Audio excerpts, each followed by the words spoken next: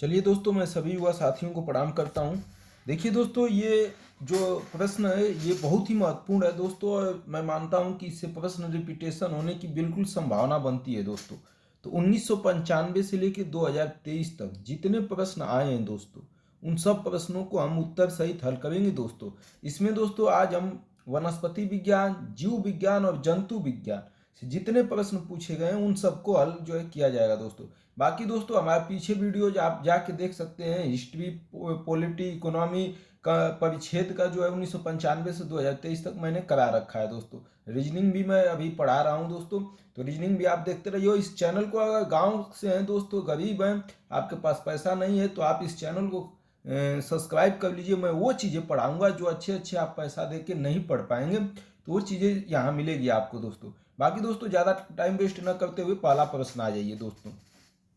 दोस्तों आपको इसलिए मैं कलम या जो है हाथ नहीं रखता हूं कि आपका दिमाग जो है रख दूंगा तो वहीं रहेगा, इसलिए आप अपने दिमाग से जो है देखते रहिए प्रश्नों को सही ढंग से, विकल्पों को। पहला देखिए दोस्तों, ये वनस्पति विज्ञान से प्रश्न है, 1995 में पूछा गया दोस्तों। ये जो है ना दिखा रहा है, ये 1995 में दिखा रहा है दोस्तों। ये इंडिकेट करेगा दोस्तों, ये देखिए, ये जो है ना ये वर्ष को इंडिकेट करेगा कि किस वर्ष ये क्वेश्चन पूछा है। पहला दोस्तों क्वेश्चन है, अधिकांश मरुस्थलीय पादप रात्रि के समय पुष्पित होते हैं क्योंकि। अधिकांश जो है मरुस्थलीय पादप जो मरुस्थल में होते हैं दोस्तों, मरुस्थल का मतलब समझ रहे हैं, जहाँ पानी का अभाव होता है, बालू होता है, नमी कम होती है, उसे मरुस्थल बोलते हैं दोस्तों। तो अधिकांश जो है मरुस्थलीय जो पौधे होते हैं वो रात्रि के समय पुष्पित होते हैं, रात्रि के समय जो है फूलते हैं, फूल जो है निकलता है उसका। क्यों? पहला ये दिया है, उनका पुष्पन निम्न ताप से नियंत्रित होता है, निम्न ताप जो है उसको चाहिए नियंत्रित करने के लिए। बी दिया है, वे चंद्रमा की कलाओं के प्रति संवेदनशील होते हैं। सी दिया है, दिन के समय मरुस्थलीय कीट पुष्पों को खा जाते हैं। और डी दिया है, मरुस्थलीय कीट रात्रि के समय सक्रिय होते हैं। बताइए दोस्तों। देखिए दोस्तों, ये जो है बहुत बढ़िया से मैं कराऊंगा क्योंकि ये बहुत महत्वपूर्ण है। प्रश्न रिपीटेशन होते हैं, प्रश्न जो है इधर से उधर विकल्पों में बनते हैं, तो इसलिए दोस्तों आप भी इसको बढ़िया से कीजिए, पूरे आत्मविश्वास से पढ़िए दोस्तों कि मुझे याद हो रहा है, याद हो गया है। इस विश्वास जब रहेगा दोस्तों तब याद होगा आपको या समझ में आएगा। बोलिए दोस्तों, जब मरुस्थल में जो है पौधे रात्रि के समय क्यों फूलते हैं, फूल जो है रात्रि के समय क्यों फूलता है? ऑप्शन हो जाएगा दोस्तों डी, मरुस्थल कीट रात्रि के समय सक्रिय होते हैं। पुष्पित क्यों, रात्रि के समय क्यों पुष्पित होते हैं? तो मरुस्थलीय जो कीट होते हैं रात्रि के समय सक्रिय होते हैं दोस्तों। दिन के समय मरुस्थल में तापमान बहुत रहता है, जिसके कारण अधिकांश प्राणी अथवा कीट रात्रि के समय सक्रिय होते हैं। इसी तरह से रात्रि समय पादप के लिए भी अनुकूलन होता है और परागण के लिए पुष्पों का कीटों के साथ सामंजस्य होता है। कीट जो होते हैं दोस्तों वो जो है परागण कराते हैं, आपको मालूम होगा। अब उससे जो है नमी निम्न तापमान भी कम हो जाता है रात्रि में, ठीक है। और रात्रि के समय कीट जो है, मरुस्थल का जो कीट होता है दोस्तों, रात्रि के समय अपना जो है काम ज्यादा करते हैं, क्योंकि रात दिन में उनका तापमान बहुत अधिक होता है, जिसके कारण अधिकांश प्राणी अथवा कीट रात्रि के समय सक्रिय हो जाते हैं, मतलब अपना खाना भोजन सब ढूंढते हैं। और इस तरह से रात्रि के समय पादप के लिए भी अनुकूलन होता है, पौधे के लिए। और परागण, परागण दोस्तों नर मादा का मिलना, जो कीट ही फैलाते हैं, कीट जो है मिलाते हैं, कि परागण के लिए पुष्पों का कीटों के साथ सामंजस्य होता है दोस्तों। ये क्वेश्चन पूछा है दोस्तों नई एनसीईआरटी कक्षा 12 से, जीव विज्ञान से, अध्याय 14 में पारिस्थितिक तंत्र से, और कक्षा 6 के अंग्रेजी से, मरुस्थलीय प्राणी से। तो दोस्तों एनसीईआरटी से प्रश्न पूछता रहता है। अगला दोस्तों दूसरा प्रश्न, जीवधारियों में कम से कम 27 तत्वों की आवश्यकता होती है, जिनमें से 15 धातुएं हैं। इनमें जो प्रभूत मात्रा में आवश्यक होती है वे हैं, जीवधारियों में कम से कम 27 तत्वों की आवश्यकता हो, मतलब जीवन के लिए, जीने के लिए जो जीवित जंतु हैं, पेड़ पौधे हैं, जीवधारी हैं, जीव वाले हैं, उनको 27 तत्व चाहिए दोस्तों, जिनमें से 15 धातुएं हैं। इनमें से जो प्रभूत मात्रा में आवश्यक होते हैं, उनको जो जो बहुत प्रभूत मात्रा में जरूरत होते हैं उनका नाम बताना है दोस्तों। ये दिया पोटेशियम, मैग्नीज, मोलाबी, मोली मोलिबर्डेनम और कैल्शियम, बी दिया है पोटेशियम, मोलिबर्डेनम ताम्र और कैल्शियम, सी दिया है potassium sodium magnesium calcium, D दिया है सोडियम मैग्नीशियम ताम्र और मैग्नीज। जीवधारियों के लिए 27 तत्वों की आवश्यकता होती है, जिनमें से 15 धातुएं हैं। इनमें जो प्रभुत मात्रा में आवश्यक होते हैं वे कौन सी हैं दोस्तों, बताइए वो कौन सी धातुएं हैं, बोलिए दोस्तों कौन सी धातुएं हैं, वे जो है कौन सी धातुएं हैं। देखिए दोस्तों, पोटेशियम सोडियम मैग्नीशियम कैल्शियम जीव जंतुओं के लिए, जीव और जंतु के लिए आवश्यक खनिज है। कैल्शियम मैग्नीशियम फास्फोरस दांतों और हड्डियों को अभिन्न हिस्सा होता है। कैल्शियम मैग्नीशियम और फास्फोरस दांतों और हड्डियों का अभिन्न हिस्सा होता है। रक्त जमाने के लिए कैल्शियम अति आवश्यक होता है। रक्त जो दोस्तों हम लोगों का कट जाता है कहीं भी और खून जो है निकलता है, रक्त निकलता है, उसको अगर जमाने के लिए कैल्शियम आवश्यक होता है। अगर आपके शरीर में कैल्शियम की कमी होगी तो खून बहता ही रहेगा। मांसपेशियों की गतिविधियों एवं तंत्रिका संप्रेषण में सोडियम सहायक होता है। मांसपेशियों की गतिविधि करने में मांसपेशियां जो है और तंत्रिका संप्रेषण मतलब हमारी कोई बात जो है मस्तिष्क तक पहुंचने में सोडियम जो है सहायक होता है। दोस्तों भविष्य में इससे क्वेश्चन बन सकता है, बिल्कुल इग्नोर नहीं करना है, बढ़िया से पढ़िए दोस्तों, 1-2 बार रिवीजन कर लीजिएगा बाद में वीडियोज देख के, ठीक।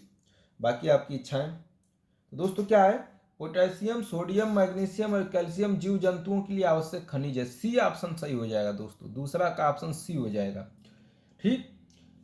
तो एक पोटेशियम सोडियम कैल्शियम जीव जंतुओं के लिए मैग्नीशियम आवश्यक है। कैल्शियम और मैग्नीशियम फास्फोरस, कैल्शियम मैग्नीशियम और फास्फोरस दांतों और हड्डियों का अभिन्न हिस्सा है।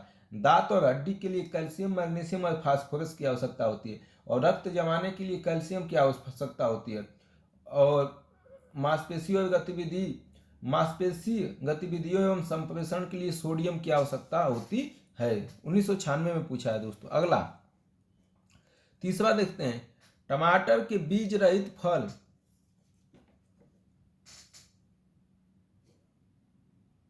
चलिए टमाटर के बीज रहित फल का उत्पादन संभव है। टमाटर के बीज रहित मतलब बीज ही ना हो उसमें, फल का उत्पादन संभव है। ए टमाटर के खेतों में सूक्ष्मांतरिक तत्वों के अनुप्रयोग से। बी दिया है पादपों पर खनिज घोल छिड़कने से। सी दिया है पुष्पों पर हार्मोन छिड़कने से। डी दिया है रेडियो एक्टिव तत्वों से युक्त उर्वरकों के अनुप्रयोग से। बताइए दोस्तों, टमाटर के बीज रहित, टमाटर में बीज ही खत्म हो जाए, इसका उत्पादन संभव है? असंभव है तो किसके कारण संभव है? तीसरा बताइए दोस्तों। देखिए दोस्तों, बीज रहित टमाटर की पैदावार के लिए हार्मोन ऑक्सिन उत्तरदायी होता है। कौन? Hormone auxin. अगर तो सी ऑप्शन हो जाएगा दोस्तों, पुष्पों पर हार्मोन के छिड़कने से जो है टमाटर के बीज रहित फल का उत्पादन संभव है। पुष्पों पर क्या छिड़कना पड़ेगा? हार्मोन। पुष्पों पर हार्मोन छिड़कने से जो है टमाटर के बीज रहित फल का उत्पादन संभव हो जाएगा। तो ऑप्शन क्या हो जाएगा दोस्तों? तीसरे का सी। अगला प्रश्न दोस्तों क्या दिया है? सूची 1 को सूची 2 से मिलान करना है दोस्तों। पहला में दिया है, सूची में पहला में दिया है शरीर का क्रियात्मक प्रक्रम। शरीर जो है क्रिया करती है उसका प्रक्रम सूची फर्स्ट में दिया है। और कोशिका दूसरे में दिया है कोशिकांग। कौन सा कोशिका जो है कोशिका यूज होती है वो कोशिकांग से सुमिलित करना है दोस्तों। और जो है ऑप्शन ये रहा दोस्तों। अब आप जो है इसको मिलान करिए। सूची फर्स्ट में दिया है प्रकाश संश्लेषण, जीव द्रव्य कला, खनिज उद्ग्रहण, हरित लवक, श्वसन, सूत्रकणिका और प्रोटीन संश्लेषण, राइबोसोम। बोलिए दोस्तों चौथा का ऑप्शन। देखिए दोस्तों, इसको हल्का में मत लीजिए, इससे भी क्वेश्चन बहुत ठीक ठाक पूछ देता है यूपीएससी का माइंडसेट कोई नहीं जानता है दोस्तों। कभी रसायन से बहुत 5-10 क्वेश्चन पूछ देता है, कभी जीव विज्ञान से पूछ देता है, वनस्पति विज्ञान से पूछ देता है, कभी भौतिक विज्ञान से ज़्यादा प्रश्न पूछ देता है, ठीक है। तो इसलिए दोस्तों इसको हम हल्का में नहीं ले सकते। आइए रिपीटेशन भी करता है दोस्तों, यही क्वेश्चन कहीं 1-2 उस वाले ऑप्शन में मिल जाए, आप उत्तर हल कर लेंगे। तो इसलिए दोस्तों बढ़िया से इसको निपटाइए। हड़बड़ी में नहीं पढ़ना है दोस्तों, पढ़ते समय एकदम पढ़ाई पर ही ध्यान केंद्रित रहना है और कहीं दिमाग नहीं लगाना। चलिए दोस्तों, चौथा का ऑप्शन देखिए दोस्तों, हरे पौधों के लिए क्या चाहिए? प्रकाश संश्लेषण चाहिए कि नहीं चाहिए? तो हरित लवक क्लोरोप्लास्ट क्लोरो जो है क्लोरोप्लास्ट के लिए हरित लवण की सहायता से प्रकाश संश्लेषण, हरे पौधों को प्रकाश संश्लेषण की क्रिया क्या कहलाती है दोस्तों? हरित लवण क्लोरोप्लास्ट कहलाती है, या जो है क्लोरोफिल बोलते हैं उसको। तो थोड़ा हम भी नाम भूल रहे हैं, अरे कोरोलो क्या बोलते हैं, प्रकाश संश्लेषण की दोस्तों। तो ये वाला ऑप्शन 2 हो जाएगा दोस्तों, ये का क्या हो जाएगा? 2। ठीक, हरे पौधों के प्रकाश संश्लेषण के लिए जो है क्लोरोफिल कुछ ऐसा ही है दोस्तों, हरित लवण की सहायता से करते हैं। ठीक, दूसरा दोस्तों, खनिज उद्ग्रहण। खनिज का उद्भव कहाँ से होता है? राइबोसोम से, सूत्रकणिका से, जीव द्रव्य कला से। बोलिए दोस्तों, खनिज का आवागमन जीव द्रव्य कला से होता है दोस्तों। कहां से? जीव द्रव्य कला। बी का ऑप्शन हो जाएगा फर्स्ट, खनिज का उद्भव जीव द्रव्य कला से। श्वसन दोस्तों, श्वसन में क्या होता है दोस्तों? माइक्रोकांड्रिया कोशिका श्वसन से जुड़ी होती है दोस्तों। कौन? माइक्रोकांड्रिया कोशिका श्वसन से जुड़ी होती है, जिसके फलस्वरूप ऊर्जा का उत्पादन होता है। क्या होता है? ऊर्जा का उत्पादन होता है। तो श्वसन का हो जाएगा दोस्तों राइबोसोम। कौन? राइबोसोम। राइबोसोम कोशिका की प्रोटीन फैक्ट्री या प्रोटीन का कार्य करती है दोस्तों। राइबोसोम क्या करती है? प्रोटीन फैक्ट्री या प्रोटीन का कार्य करती है। नहीं दोस्तों, अरे यार गलत हो गया, सूत्रकणिका हो जाएगा दोस्तों। श्वसन का सूत्रकणिका हो जाएगा दोस्तों, सूत्रकणिका। माफी चाहूंगा दोस्तों, गलत नहीं होने दूंगा दोस्तों, एक भी क्वेश्चन जो है गलत उत्तर नहीं बताऊंगा, एकदम सही सही चलेगा। थोड़ा मोड़ा इधर उधर होगा तो मैं पकड़ लूंगा, टेंशन मत लीजिए। तो प्रकाश संश्लेषण दोस्तों क्या हो गया? प्रकाश संश्लेषण हरित लवक हो गया, पहला का 2 हो गया दोस्तों। दूसरा, खनिज उद्वहन कहाँ से होगा दोस्तों? जीव द्रव्य से होगा। सी, श्वसन कहाँ से होगा दोस्तों? तो श्वसन हो जाएगा सूत्रकणिका से। माइक्रोकांड्रिया कोशिका श्वसन से जुड़ा होता है, जिसके फलस्वरूप ऊर्जा का उत्पादन होता है। और प्रोटीन संश्लेषण कहाँ होगा दोस्तों? राइबोसोम से। दोस्तों जब मैं पढ़ा रहा हूँ तो बज रहा है 2:44, सोच लीजिए रात के। तो इस तरह दोस्तों मेहनत करना है आपको, रात और दिन हमें नहीं देखना है, हमें इतिहास बनाना है, दुनिया में इतिहास, ऐसा इतिहास जो कभी मिटे ना। ठीक है दोस्तों, तो राइबोसोम कोशिका की प्रोटीन फैक्ट्री या प्रोटीन का उत्पादन करता है। प्रोटीन का उत्पादन कौन करता है दोस्तों? राइबोसोम। इसको प्रोटीन का फैक्ट्री भी बोला जाता है। तो ऑप्शन हो जाएगा दोस्तों कौन? सी। चौथे का ऑप्शन क्या हो गया दोस्तों? सी। पांचवा, निम्नलिखित में से कौन सा रूपांतरित स्तंभ है? रूपांतरित स्तंभ, पांचवा दोस्तों बताइए, निम्न में से कौन सा रूपांतरित स्तंभ है? बोलिए दोस्तों पांचवा। आलू एक रूपांतरित तना है, क्योंकि आलू की सतह पर आंखें उपस्थित होती हैं। इन आंखों में अंकुरित उपस्थित रहते हैं और ये अंकुर शाखाओं में परिवर्तित हो सकते हैं दोस्तों। तो रूपांतरित जो है रूपांतरित स्तंभ कौन सा है दोस्तों? रूपांतरित स्तंभ मतलब जो है उसका जो है उसी रूप में आ जाए, समझ रहे हैं? तो आलू एक रूपांतरित तना है दोस्तों। आलू क्या है? एक रूपांतरित तना है। वो भी तना है क्योंकि आलू की सतह पर आंख उपस्थित होती है और इन आंखों में अंकुरण उपस्थित होती है। ये अंकुरण शाखाओं में परिवर्तित हो। तो दोस्तों रूपांतरित स्तंभ कौन सा है? आलू। पांचवा का डी हो जाएगा दोस्तों। अगला छठा, उद्योगों में निम्नलिखित सूक्ष्म जीवों में से कौन सा एक प्रकार का सर्वाधिक व्यापक रूप से उपयोग में किया जाता है? उद्योग धंधे में दोस्तों, उद्योगों में कौन सा सूक्ष्म जीवों में से कौन सा एक प्रकार का सर्वाधिक व्यापक रूप से प्रयोग किया जाता है? सबसे ज्यादा उद्योग में दोस्तों किसका प्रयोग किया जाता है? जीवाणु का, बी जीवाणु और कवक का, सी जीवाणु और शैवाल का, और डी जीवाणु, सूक्ष्म शैवाल और कवक। बताइए छठा का ऑप्शन।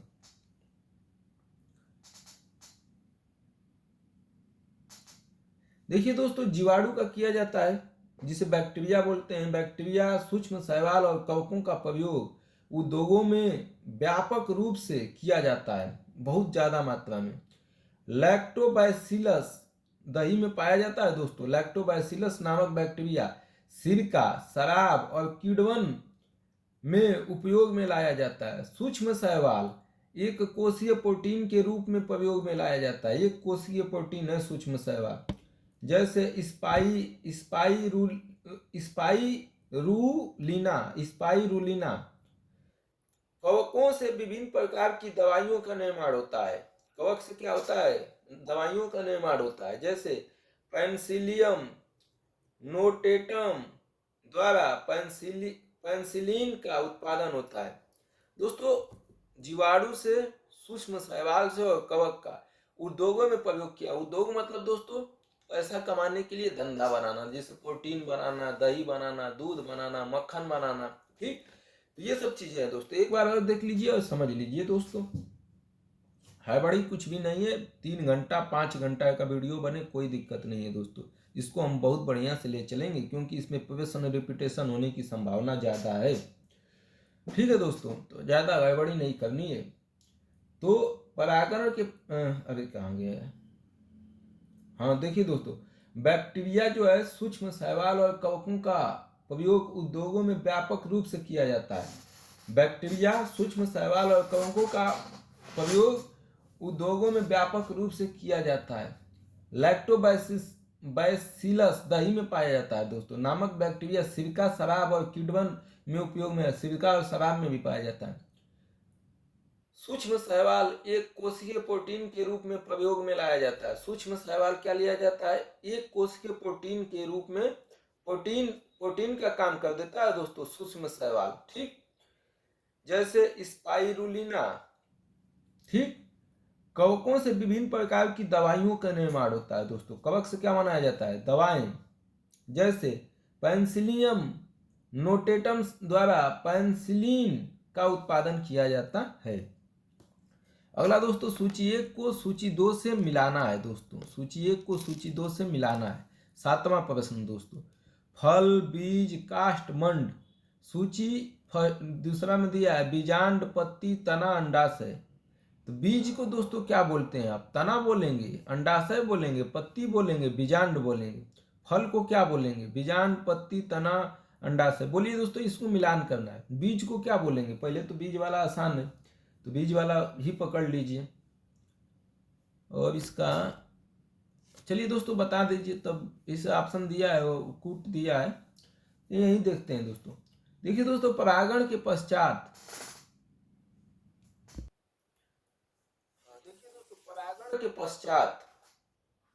अंडाशय से फल का निर्माण होता है। परागण के पश्चात अंडाशय से क्या होता है? फल का निर्माण होता है। तो ए का 4 हो जाएगा दोस्तों। ए का क्या हो जाएगा? अभी ए का 4 हो जाएगा दोस्तों। फल, अंडाशय से क्या बनता है? फल। अंडाशय से क्या बनता है? फल। तो ए का 4 हो गया दोस्तों। ठीक, परागण के पश्चात अंडाशय से फल का निर्माण होता है। तने का विकास काष्ठ से होता है दोस्तों। तने का विकास किससे होता है? काष्ठ से। तो सी का 3 हो गया। सी का क्या हो गया दोस्तों? 3। कोई दिक्कत? बीजांड से बीज का विकास होता है दोस्तों, ये तो सब लोग जान रहे होंगे। बीजांड से बीज का विकसित होता है। प्रकाश संश्लेषण की प्रक्रिया के समय पत्तियां माड़ का निर्माण करती हैं। प्रकाश संश्लेषण के समय पत्तियां किसका निर्माण करती हैं दोस्तों? माड़ का। तो फल अंडाशय से, बीज बीजांड से, काष्ठ तना से, और मंड पत्ती से। मंड क्या हो जाएगा दोस्तों? मंड का पत्ती। प्रकाश संश्लेषण में प्रक्रिया में पत्ती जो है मंड का निर्माण करती है। 7 प्रश्न में 19 मिनट लग गया दोस्तों, लेकिन हम मिनट नहीं, क्वालिटी पर ध्यान देंगे दोस्तों। क्वालिटी पर ध्यान देना है हमको, मिनट पर नहीं, क्वालिटी पर ध्यान दीजिए आप लोग। चलिए भैया, अगला आ जाइए प्रश्न। भाइयों और बहनों, दोस्तों और मित्रों, अगला प्रश्न देखिए। यार ये जो है मिलेन कर रहा है। हाँ तो देखिए दोस्तों क्या बोल रहा है, ये 2000 कितने में पूछा है, 1998 में पूछा है दोस्तों। अगला प्लस, स्टार्च और सेल्यूलोज के बारे में निम्नलिखित कथनों में से कौन सा एक सही नहीं है, गलत कौन सा है दोस्तों। स्टार्च और सेल्यूलोज के बारे में निम्नलिखित कथनों में से कौन सा गलत है।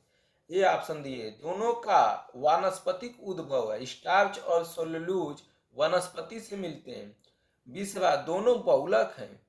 तीसरा, अब सी, आयोडीन के साथ दोनों रंग प्रदान करते हैं। और डी, दोनों ग्लूकोज अणु से निर्मित हैं। इसमें से एक कथन गलत है, वही आपको बताना है। आठवां का दोस्तों, देखिए दोस्तों बताते हैं हम, स्टार्च और सेल्यूलोज की उत्पत्ति पादपों से होती है। पादपों मतलब पौधों से होती है, ठीक, होती है पौधों से। तो इसका मतलब पहला ऑप्शन जो है क्या हो जाएगा दोस्तों, दोनों का वानस्पतिक उद्भव है। बिल्कुल, वनस्पति मतलब पेड़ पौधों से स्टार्च और सेलुलोज का निर्माण होता है, तो पहला ऑप्शन सही दोस्तों, ठीक। स्टार्च और सेलुलोज की उत्पत्ति पादपों से होती है। स्टार्च पादप में संचित होता है। स्टार्च क्या होता है, पादप में संचित होता है, पौधे में संचित रहता है, जबकि सेलुलोज कोशिका भित्ति का अति महत्वपूर्ण अंश है। सेलुलोज क्या है, कोशिका भित्ति का अति महत्वपूर्ण अंश है। स्टार्च और सेलुलोज दोनों ही ग्लूकोज के बहुलक हैं। किसके बहुलक हैं दोस्तों, दोनों बहुलक हैं, तो बिल्कुल स्टार्च और सेलुलोज दोनों ग्लूकोज के बहुलक हैं। स्टार्च शाखित बहुलक है। स्टार्च क्या है, शाखित बहुलक है, जिसमें अल्फा डी ग्लूकोज के खंड अल्फा 1 से 4 ग्लाइकोसाइडिंग बंध से जुड़े हैं। सेलुलोज बीटा डी ग्लूकोज खंड का लंबा बहुलक है, ठीक है। स्टार्च में अमाइलोज की उपस्थिति आयोडीन के साथ गहरे नीले रंग के लिए उत्तरदायी होती है,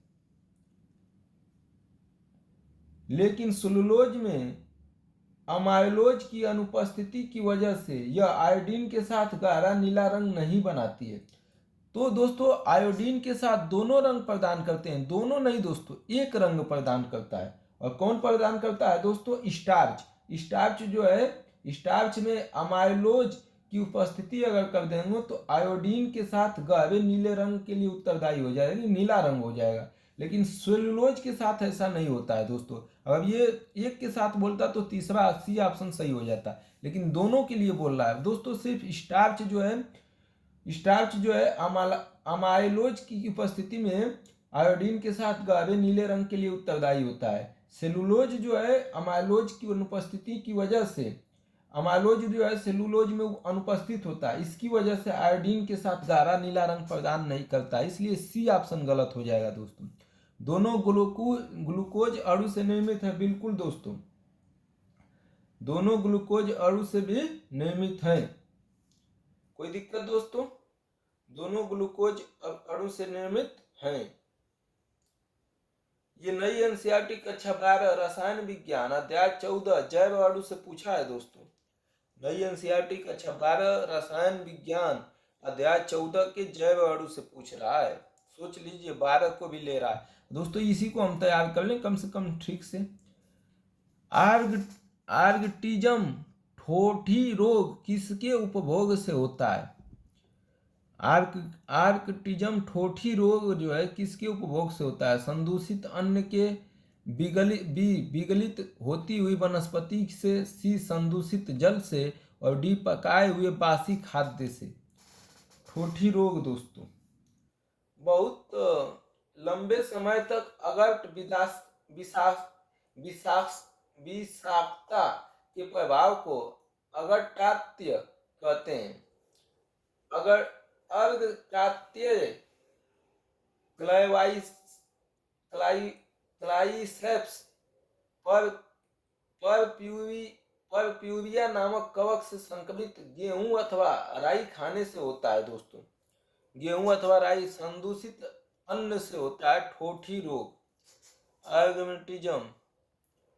अगला दोस्तों देखते हैं 10वां, निम्नलिखित में से कौन से एक कवकों और उच्चतर पादपों की जड़ों के बीज के बीच उपयोगी साहचर्य है।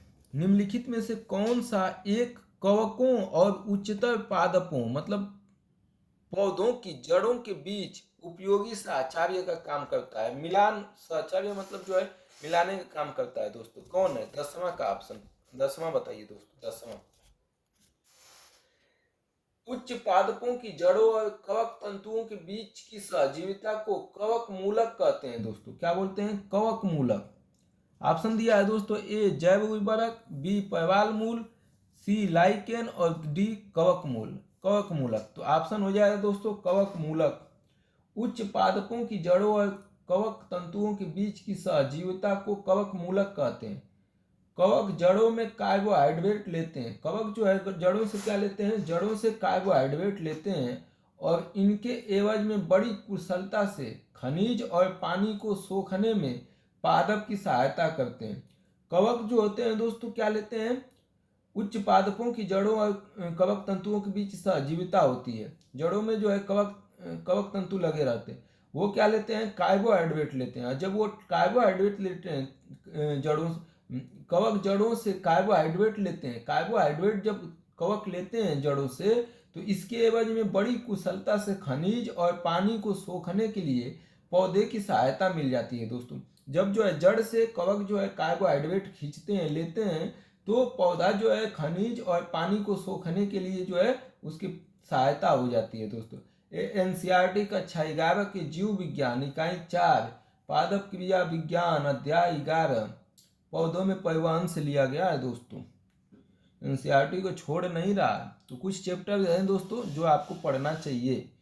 पादप पोदप वाला पढ़ लीजिए, थोड़ा कवक विषाणु जीवाणु वाला पढ़ लीजिए। अगला देखिए दोस्तों, ये सब आसानी होता है, एक बार पढ़ लेंगे ना तो याद भी दिमाग में भी हो जाएगा। ये कठिन नहीं होता है कि माने बहुत ज़्यादा ये होता है कि मतलब रट्टा मारना पड़ेगा आपको। इकबाल निम्नलिखित में से कौन सा एक जीव चावल की फसल के लिए जैव उर्वरक का कार्य करता है? मतलब उर्वरक मतलब जो है खाद एक प्रकार से, उसका कार्य कौन करता है? नील हरित शैवाल, बी जो है राइजोबियम, सी जो है कवक मूलक कवक और डी जो है बैक्टर। कौन जो है जीव चावल की फसल के लिए जैव उर्वरक का कार्य करता है? इकबाल दोस्तों देखिए दोस्तों, नील हरित शैवाल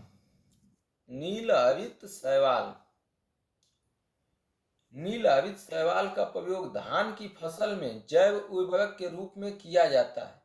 नील हरित शैवाल वायुमंडल में उपस्थित नाइट्रोजन का स्थिरीकरण करके धान की पैदावार को बढ़ाते हैं। किसका किया जाता है दोस्तों? नील हरित शैवाल का। ये ऑप्शन इकबाल का सही हो जाएगा। धान की फसल में जैव उर्वरक के रूप में किया जाता है। नील हरित शैवाल वायुमंडल में उपस्थित नाइट्रोजन का स्थिरीकरण करके धान की पैदावार को बढ़ाते हैं। देखिए दोस्तों, इसको आज अगर खत्म हो जाता है दोस्तों तो कल जो है मैं भूगोल से चालू कर दूंगा, जियोग्राफी दोस्तों। अब 1995 से 2023 तक जियोग्राफी कल जो है हो सके तो ख़त्म भी कर दूं। तो इसलिए दोस्तों आज ये अगर ख़त्म हो जाता है रात में, अभी जो है रात में 3 बज रहा है दोस्तों, 5 बजे तक अगर ये ख़त्म हो जाता है तो ठीक है, मैं अपलोड करूँगा सुबह में दोस्तों। और आप लोगों से अगर ये हो जाता है तो कल ही दोस्तों मैं जियोग्राफी पर काम करूँगा। जियोग्राफी में दोस्तों मैं थोड़ा चार्ट वोट दिखा के बढ़िया से बनाना चाहता हूँ। वो हमारा मैप खरीदे थे दोस्तों, मतलब भूल गया है, मिल ही नहीं रहा है। अगला दोस्तों, पाद पालय एक सुविधा है। पाद पालय एक सुविधा है दोस्तों। ए रोग मुक्त परिस्थितियों में पौधों को उगाने के लिए, पाद पालय क्या है? बी पौधों की संकटापन्न प्रजातियों के संरक्षण के लिए, डी नियंत्रित परिस्थितियों में पौधों को उगाने के लिए, सी जो है नियंत्रित परिस्थितियों में पौधों को उगाने के लिए, और डी उत्परिवर्तन प्रेरित करने के लिए। पाद पालय क्या है दोस्तों? पाद पालय एक सुविधा है। किस प्रकार की सुविधा है दोस्तों? ये दोस्तों हो जाएगा सी ऑप्शन, नियंत्रित परिस्थितियों में पौधों को उगाने के लिए। नियंत्रित परिस्थिति हो उसमें पौधों को उगाने के लिए पाद पालय मतलब पाद पाले जो है दोस्तों नियंत्रित परिस्थिति। देखे होंगे आप लोग दोस्तों, जहाँ बीज उज पौधे उधे उगाए जाते हैं वहाँ जो है इस तरह से छतरी टाइप से पूरा जो है घर टाइप का बना दिया जाता है, और वो नियंत्रित किया जाता है किसको, हवा को, वायुमंडल को, वहाँ दोस्तों गर्मी दिया जाता है पौधे को और उगाया जाता है। उसी को बोल रहा है कि पाद पाले एक सुविधा है नियंत्रित परिस्थितियों में पौधों को उगाने के लिए। सी ऑप्शन हो जाएगा दोस्तों। देखिए दोस्तों, फाइटोट्रान एक ग्रीन हाउस का प्रयोगशाला है। फाइटोट्रान ग्रीन हाउस का प्रयोगशाला है जहां पौधे और पर्यावरण की अंतःक्रिया का अध्ययन करने के लिए पौधों को सख्त नियंत्रित पर्यावरणीय परिस्थितियों में उगाया जाता है। मतलब बहुत ज्यादा गर्मी देख के जो है उगाया जाता है, अनुभव करने के लिए कि पौधों जो है कितनी गर्मी में कितनी ठंड में उग सकता है। ठीक है, तो ऑप्शन हो जाएगा सी दोस्तों। अगला, शीतल पेयों, जो शीतल ठंडा पेय आप पीते हैं, जैसे कोला में पर्याप्त मात्रा में होता है कैफीन, ए कैफीन की, बी निकोटीन की, सी टैनिन की और डी रेनिन की। शीतल पेय पदार्थों में दोस्तों 12वां प्रश्न है, कोला में क्या होता है पर्याप्त मात्रा में। देखिए दोस्तों, कोला में कैफीन होता है, कैफीन की मात्रा जो है पर्याप्त मात्रा में होती है। ए ऑप्शन सही है दोस्तों। कोला में कैफीन, कार्बोनिक पानी, ग्लूकोज, फैक्टोज, कोला अर्क तथा चाशनी रंग उपस्थित होती है। तो क्या क्या होता है, कैफीन, कार्बोनिक पानी, ग्लूकोज, फैक्टोज, कोला अर्क का चाशनी रंग उपस्थित होता है। 14वां दोस्तों, 14वां क्या है, अभी यार अभी तो बहुत है। अगला दोस्तों 14वां, कैनोला मानव उपभोग के लिए उगाई गई विशिष्ट प्रकार की तिलहन सरसों ऑयल सीड मस्टर्ड की किस्म को निर्दिष्ट करता है। इस किस्म की मुख्य विशेषता यह है कि कैलोना मानव उपभोग के लिए, कैलोना जो है मानव को भोजन का काम करता है के लिए उगाई गई विशिष्ट प्रकार की तिलहन सरसों ऑयल की किस्म को निर्दिष्ट करता है। कैलोना क्या है दोस्तों, सरसों की फसल है। इन किस्म की मुख्य विशेषता यह है कि, इसकी विशेषता क्या है दोस्तों, इनके बीज में तेल की मात्रा अत्यधिक उच्च होती है। इनके तेल में असंतृप्त वसा अम्लों की प्रचुरता होती है। सी, इनके तेल की शेल्फ आयु लंबी होती है, लंबे समय तक तेल खराब नहीं होता है। डी, इनके तेल में इबुसिक अम्ल की बहुत अल्प मात्रा होती है। कैनोला जो है दोस्तों, ये सरसों है, ये जो है ये क्यों उगाया जा रहा है, इसमें क्या विशेषता है दोस्तों। कैलोना तेल में दोस्तों जो है इसका डी ऑप्शन है, इनके तेल में इबुसिक अम्ल की बहुत अल्प मात्रा होती है। कैलोना तेल में असंतृप्त वसा बहुत ही कम मात्रा में होता है। इसमें ओमेगा 3 वसा अम्ल और एकल संतृप्त वसा प्रचुर मात्रा में होता है। ओमेगा 3 दोस्तों शायद है, ये बहुत ज्यादा मात्रा में होता है। अम्ल और एकल संतृप्त वसा प्रचुर मात्रा में वसा होता है। इस तरह का वसा और वसा अम्ल काष्ठ फलों में पाया जाता है और यह हृदय के लिए बहुत स्वास्थ्यवर्धक होता है दोस्तों। अगला, नाभिक के अलावा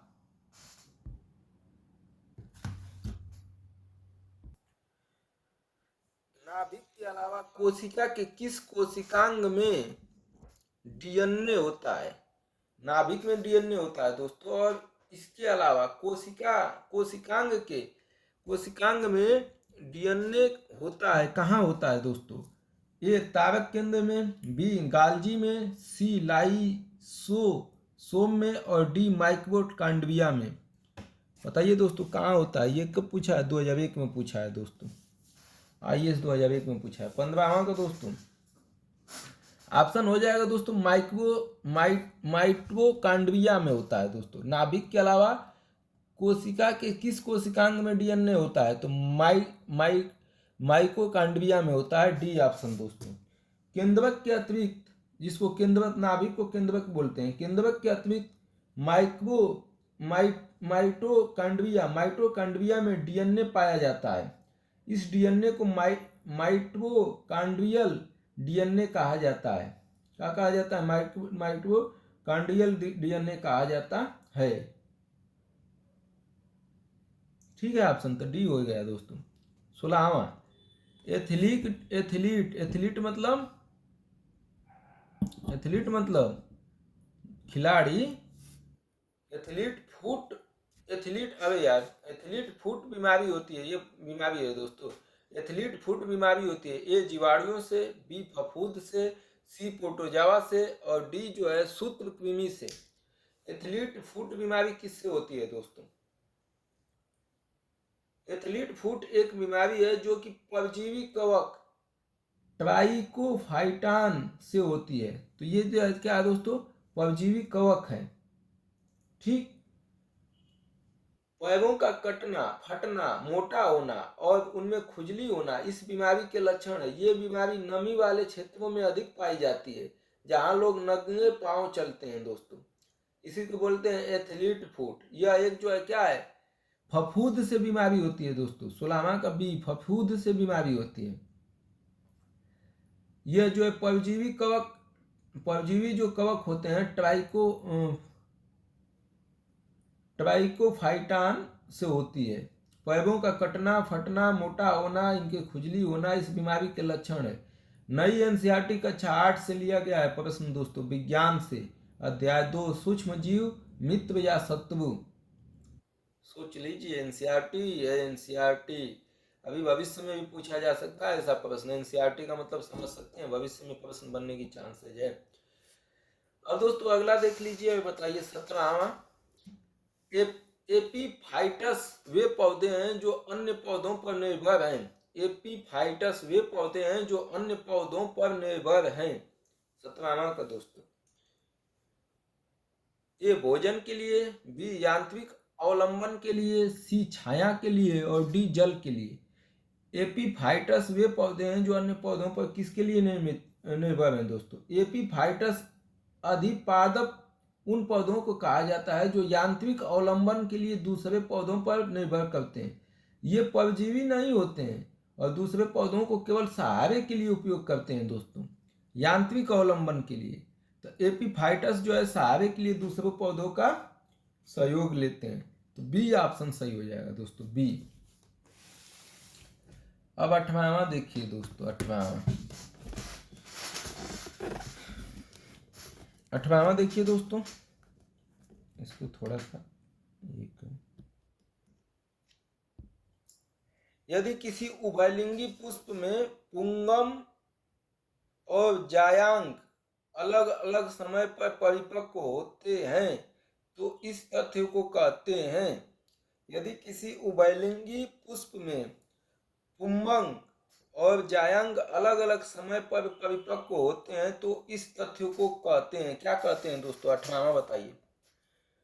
उभयलिंगी पुष्प में पहले ऑप्शन दिया है दोस्तों, ये भिन्न भिन्न कालपक्वता, बी स्वनिषेच्य उभयलिंगता हरकोगमी और सी विषम युग्मन और डी एक संगमी।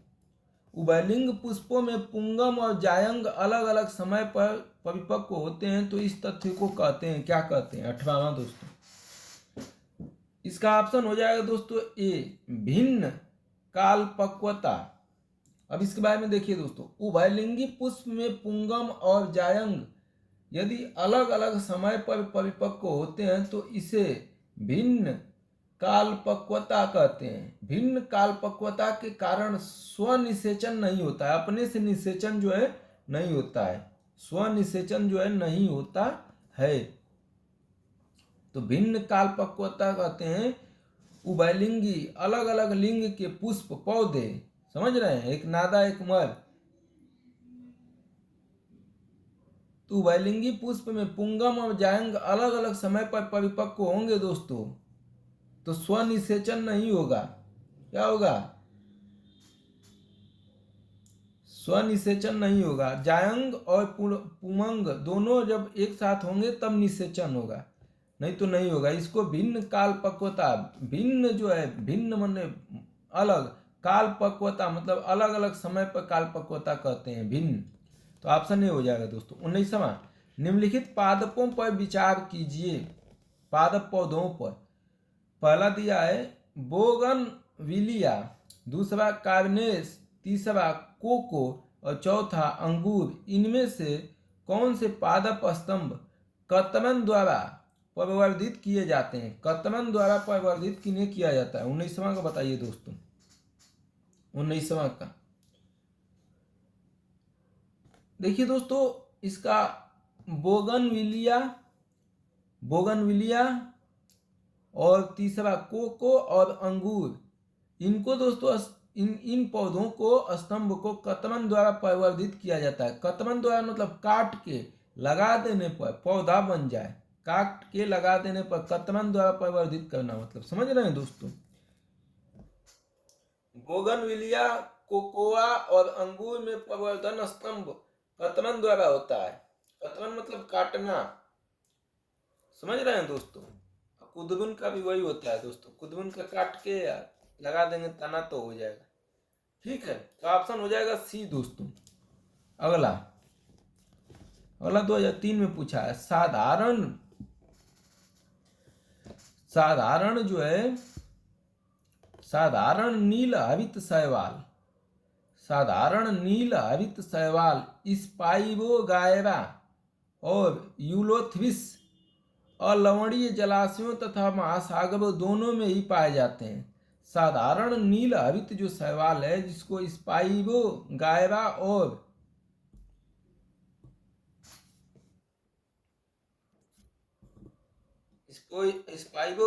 और यूलोथ्रिक्स, रुक जाइए दोस्तों, थोड़ा बढ़िया दिखता है ना, इस तरह से आपको पढ़ने में भी मजा आएगा। तो लड़के सब्सक्राइब भी करेंगे, ठीक ठाक टेढ़ा मेढ़ा रहेगा तो भाग जाएंगे लड़के। ये सब टेढ़ा ही दिख रहा है, क्या मतलब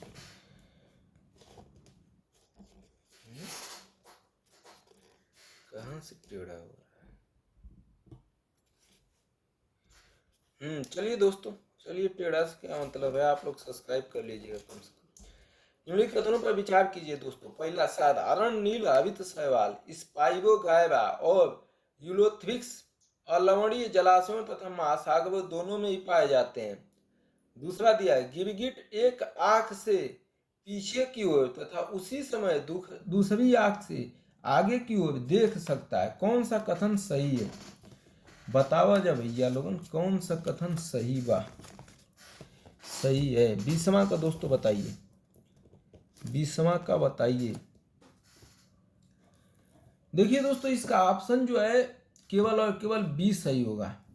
गिरगिट एक आंख से पीछे की ओर तथा उसी समय दूसरी आंख से आगे की ओर। तो गिरगिट को मारते समय ये ध्यान रखिएगा कि पीछे भी वो देखता रहता है, काट देगा तुरंत।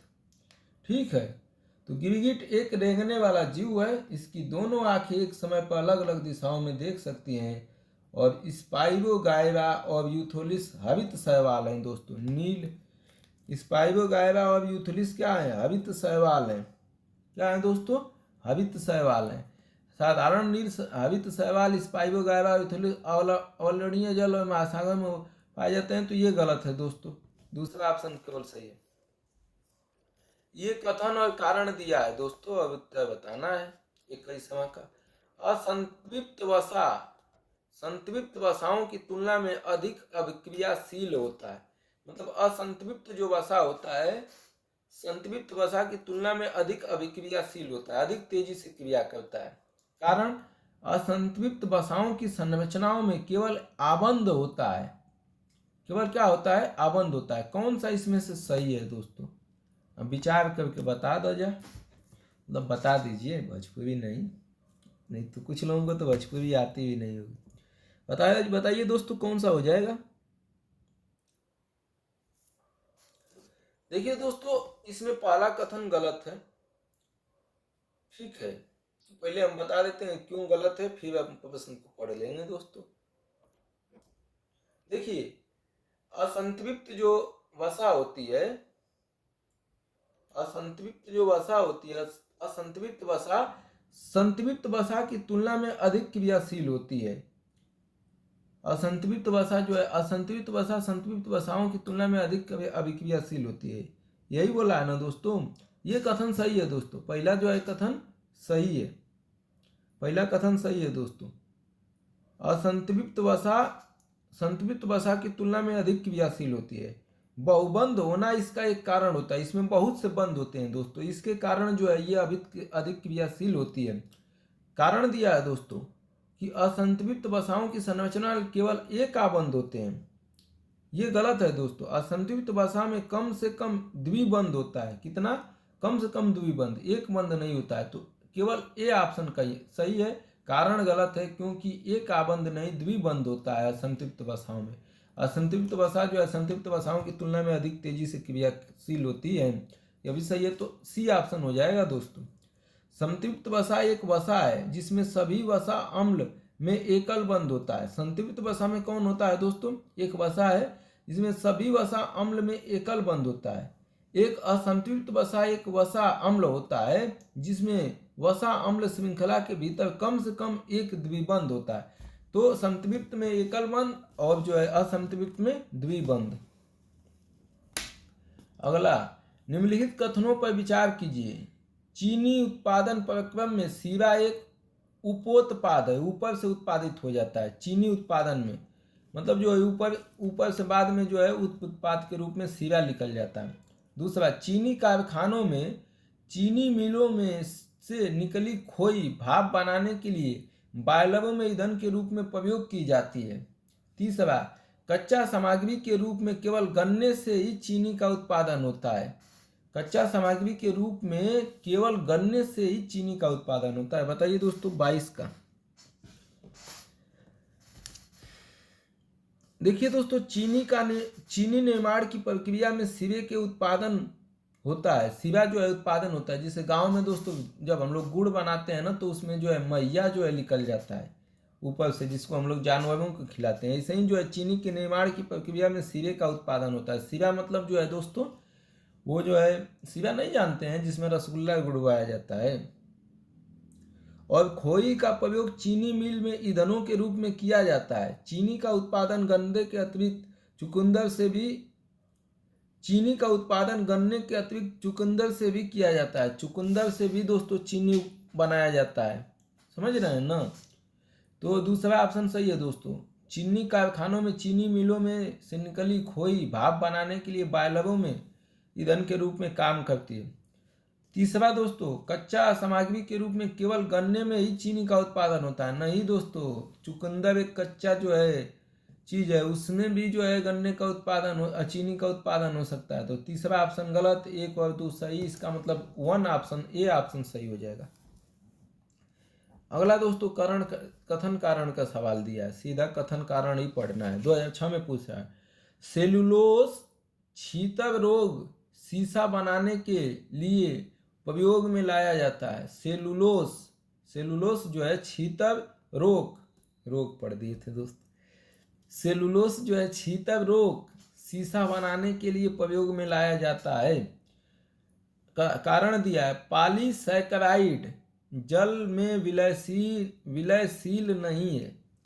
पॉलीसैकराइड जो है जल में विलयशील नहीं है। कौन सा कथन सही है दोस्तों, ये पूछा है 23 का। देखिए दोस्तों, सेलुलोज जल में अविलय होता है। जल में जो है सेलुलोज घुलता नहीं है। इसलिए इसका उपयोग शटर प्रूफ शीशे के निर्माण में होता है। जल में नहीं घुलेगा तो इसको बना दिया जाता है शटर प्रूफ शीशा। क्या बनाया जाता है? शटर प्रूफ शीशा के उपयोग में होता है। सेलुलोज पॉलीसैकराइड होता है दोस्तों। क्या होता है? पॉलीसैकराइड होता है।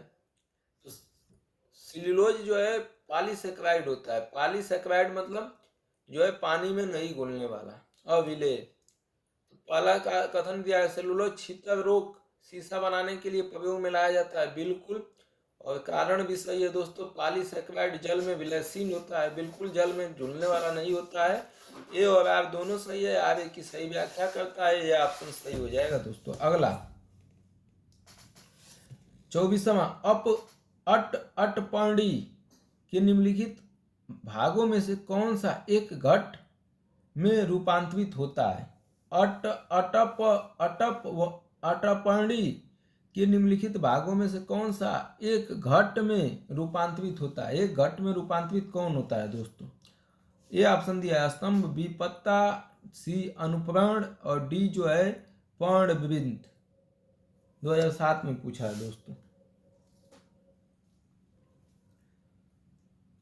24 का दोस्तों देखिए दोस्तों, पर्ण फलक अटपर्ण में रूपांतरित हो जाता है। पर्ण फलक जो है क्या होता है? अटपर्ण में रूपांतरित हो जाता है। पर्ण फलक शीर्ष रंगीन लीड ढक्कन में रूपांतरित होकर पर्ण फलक शीर्ष रंगीन लीड ढक्कन में रूपांतरित होकर कीटों को आकर्षित करता है। पर्ण फलक शीर्ष रंगीन लीड ढक्कन में रूपांतरित होकर कीटों को क्या करता है? आकर्षित करता है। तो इसका ऑप्शन हो जाएगा दोस्तों बी पत्ता। बी क्या हो जाएगा? पत्ता। अगला प्रश्न दोस्तों 25वां।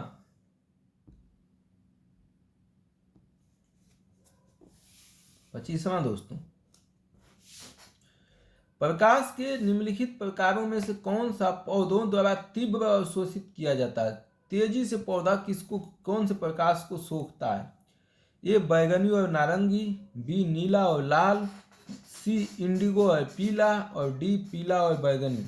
बताइए दोस्तों, कौन सा प्रकाश जो है पौधे जो है तीव्र प्रकाश का अवशोषण किस प्रकाश को करते हैं? देखिए दोस्तों, प्रकाश संश्लेषण की प्रक्रिया विद्युत चुम्बकीय स्पेक्ट्रम में 450 nm से 750 nm तक होती है। ये स्पेक्ट्रम नीले तथा लाल रंग का अवशोषण तीव्रता से करता है दोस्तों। इसलिए पादप इन प्रकाश किरणों का अवशोषण करता है। कौन? नीले और लाल। तो ऑप्शन हो गया दोस्तों बी। निम्नलिखित कथनों पर विचार कीजिए। पहला दिया है धान के खेत, दूसरा कोयले का खनन, तीसरा पालतू पशु और चौथा आर्द्र भूमि। उपयुक्त में से कौन सा प्रमुख ग्रीन हाउस गैस मीथेन के स्रोत हैं दोस्तों? देखिए दोस्तों, पर्यावरण और पारिस्थितिकी वाले में हमने पढ़ाया था दोस्तों मीथेन के स्रोत के बारे में। धान के खेत उसमें थे दोस्तों, धान के खेत उसमें थे। और कौन सा था बताइए दोस्तों? नमी वाली जमीन हमने पढ़ाया था दोस्तों। कोयले की खान तथा पालतू पशु मीथेन के उत्सर्जन के लिए जब जुगाली करते हैं दोस्तों पशु, तो मीथेन निकलता है। ठीक है, तो इसमें से कौन ग्रीन हाउस गैस मीथेन के स्रोत हैं दोस्तों? तो कौन हो गया? धान के खेत, कोयले का खनन, पालतू पशु। ठीक, ये हो जाते हैं दोस्तों। ये आर्द्र भूमि दोस्तों मीथेन का उत्पादन नहीं करती है। तो ऑप्शन सी हो जाएगा दोस्तों। नई एनसीईआरटी कक्षा 11 रसायन विज्ञान अध्याय 14 पर्यावरण और रसायन विज्ञान से लिया गया है दोस्तों। पर्यावरण और रसायन विज्ञान का चैप्टर जाके पढ़ जाइए दोस्तों एनसीईआरटी, नई एनसीईआरटी में क्लास 11 का। हो सके अगली बार कुछ और क्वेश्चन बना दे उसी से। अगला दोस्तों क्या बोला है?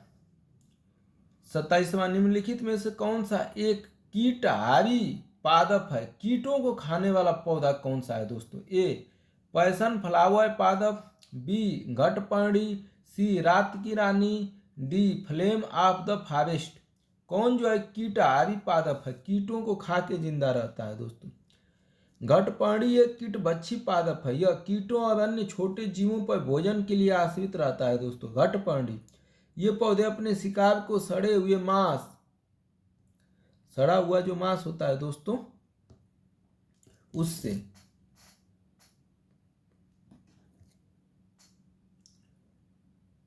अपने पौधों को सड़े हुए मांस। तो ये दोस्तों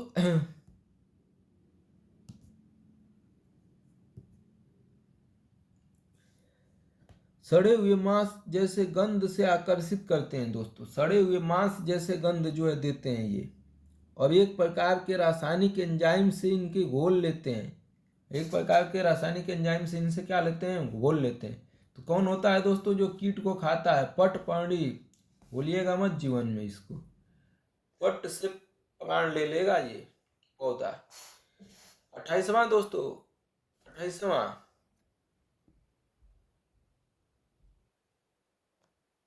चलिए 28वां, प्रोबायोटिक खाद्य से निम्नलिखित कथनों पर विचार कीजिए। प्रोबायोटिक खाद्य क्या है दोस्तों? पहला ऑप्शन दिया, प्रोबायोटिक खाद्य में सजीव जीवाणु, प्रोबायोटिक खाद्य में सजीव जीवाणु विद्यमान होते हैं जो मानव के लिए लाभकारी जाने जाते हैं। दूसरा, प्रोबायोटिक खाद्य अंत फ्लोरा के अनुरक्षण में सहायता देता है। बताइए दोस्तों कौन सा ऑप्शन हो जाएगा? प्रोबायोटिक खाद्य से संबंध निम्नलिखित कथनों पर विचार कीजिए। प्रोबायोटिक खाद्य में सजीव जीवाणु विद्यमान होते हैं जो मानव के लिए लाभकारी जाने जाते हैं। और दूसरा, प्रोबायोटिक खाद्य अन्य फ्लोरा के अनुरक्षण में सहायता देता है। 28वां का दोस्तों, पहले दोस्तों हम लोग जान लेते हैं कि प्रोबायोटिक है क्या। ठीक, प्रोबायोटिक दोस्तों सूक्ष्म जीव हैं। क्या है ये? सूक्ष्म जीव जो कि पोषकों के लिए स्वास्थ्यवर्धक होते हैं, मतलब पोषक प्रदान करते हैं, ऊर्जा प्रदान करते हैं। लैक्टिक अम्ल और बैक्टीरिया, लैक्टिक अम्ल और बैक्टीरिया, लैक्टिक अम्ल दूध में पाया जाता है दोस्तों। बैक्टीरिया मतलब जीवाणु, लैक्टिक अम्ल बैक्टीरिया मतलब लैक्टिक अम्ल दूध में पाया जाने वाला जो जीवाणु होता है। बाइफिडो जीवाणु प्रोबायोटिक है। ये क्या है दोस्तों? प्रोबायोटिक के तौर पर प्रयोग में लाए जाते हैं। कुछ ईस्ट जैसे जीवाणु भी लाभकारी हो सकते हैं। प्रोबायोटिक आमतौर पर किण्वित खानों का भाग होते हैं, किण्वित खाने का भाग होते हैं दोस्तों, जिनमें खास तौर से कुछ सजीव जीवाणु समूह को मिलाया जाता है। उदाहरण के लिए दूध में खमीर उठाकर जमाया हुआ दही दोस्तों, ये सजीव लैक्टोबैसिलस जीवाणु पाया जाता है दोस्तों। तो सजीव जीवाणुओं को मिलाया जाता है। समझ गए होंगे दोस्तों प्रोबायोटिक क्या होता है? लैक्टिक अम्ल ये जो है एक प्रकार से जो है जीवाणु होते हैं दोस्तों। लैक्टिक अम्ल बैक्टीरिया जो है दूध में पाया जाता है। तो इसका ऑप्शन क्या हो जाए दोस्तों? प्रोबायोटिक पहला दिया, प्रोबायोटिक खाद्य में सजीव जीवाणु विद्यमान होते हैं जो मानव के लिए लाभकारी जाने जाते हैं। बिल्कुल दोस्तों, सजीव जीवाणु ही पाए जाते हैं दही में, लैक्टोबैसिलस जीवाणु। लेकिन ये शाकाहारी में आता है दोस्तों। जो जंतु खा लेते हैं, शाकाहारी जंतु जिस भोजन को कर रहे हैं वो भोजन दोस्तों शाकाहारी में आ जाएगा। प्रोबायोटिक खाद्य अंत फ्लोरा के अनुरक्षण में सहायता करते हैं। क्या लग रहा है दोस्तों? बिल्कुल दोस्तों, बिल्कुल करते हैं दोस्तों। तो इसलिए ऑप्शन सी हो जाएगा दोनों। अगला 29 का दोस्तों, मुसम्बी लिखा है, इसको पढ़ने में गड़बड़ा रहे हैं। मुसम्बी दोस्तों, ये इतना मतलब कठिन वर्ड दे रहा है ना कि आसान शब्दों को भी जो है थोड़ा सोचना पड़ रहा है। मुसम्बी के पौधों का प्रवर्धन कलमबंद तकनीक द्वारा होता है। मुसम्बी का जो पौधा होता है दोस्तों, आप लोग देखे हैं कि नहीं, उसको कलमबंद मतलब उसके तने को काट के बांध देना, ऐसा होता है, तकनीक द्वारा होता है, ऐसा होता है। दूसरा, चमेली के पौधों का प्रबंधन दाब तकनीक द्वारा होता है। दबाव के द्वारा जो है पौधे का प्रवर्धन किया जाता है, बनाया जाता है। कौन सा सही है दोस्तों? 29 का। देखिए दोस्तों, रोपण प्रक्रिया द्वारा दो भिन्न पौधों को जोड़कर एक नई किस्म का उत्पादन किया जाता है। मीठे संतरे का प्रवर्धन रोपण द्वारा किया जाता है। पहला ऑप्शन सही है दोस्तों। मौसमी के पौधों का प्रवर्धन कलमबंद तकनीक द्वारा होता है। नया पौधा बनाने के लिए दोस्तों ज़्यादा उत्पादन हो, गर्मी को बर्दाश्त करें, तो इसलिए थोड़ा सा वो कर दिया जाता है, कलमबंद। अगला दोस्तों, दाब लगाना कायिक प्रवर्धन की एक अन्य तकनीक है जिसके द्वारा शाखाओं अथवा तने से जड़ें कृत्रिम रूप से निकाली जाती है, जबकि ये जनक पौधों से जुड़े होते हैं। जड़ें जो है कृत्रिम रूप से निकाली जाती हैं, ये जनक पौधों से जुड़े होते हैं, उसी में से पौधा निकला होता है दोस्तों। उसी में से क्या, इसी को दाब प्रबंधन, दाब तकनीकी कहते हैं। जैसे दोस्तों अमरूद का पौधा देखे होंगे, हम अपना ऐसे ही गांव में अमरूद का पौधा दोस्तों लगा दिए। दोस्तों पानी पीते रहना चाहिए, दिमाग जो है सही रहता है, नहीं तो तनाव हो जाता है दिमाग में। दिमाग जो है फ्री रखता है पानी। दोस्तों अमरूद की जड़ से जो है ना, जड़ में जो है, जड़ से भी अमरूद फेंकेगा, आप देखिएगा जमीन में जड़ों में से ही जो है अमरूद बन जाएगा। तो आप क्या करिए कि उस जड़ को काट लीजिए वहाँ से, और जो अमरूद बना हुआ पौधा है उसको ले के लगा दीजिए। इसी को बोलते हैं दोस्तों प्रवर्धन दाब तकनीकी द्वारा पौधे का उत्पादन। तो दोनों सही है दोस्तों, सी ऑप्शन हो जाएगा। अगला दोस्तों, केसर मसाला बनाने के लिए पौधों का निम्नलिखित में से कौन सा भाग उपयोग में लाया जाता है? पत्ती, पंखुड़ी, बादल, वर्तिकाग्र। केसर मसाला दोस्तों, जहाँ ये कहाँ होता है दोस्तों? शायद जम्मू कश्मीर में होता है।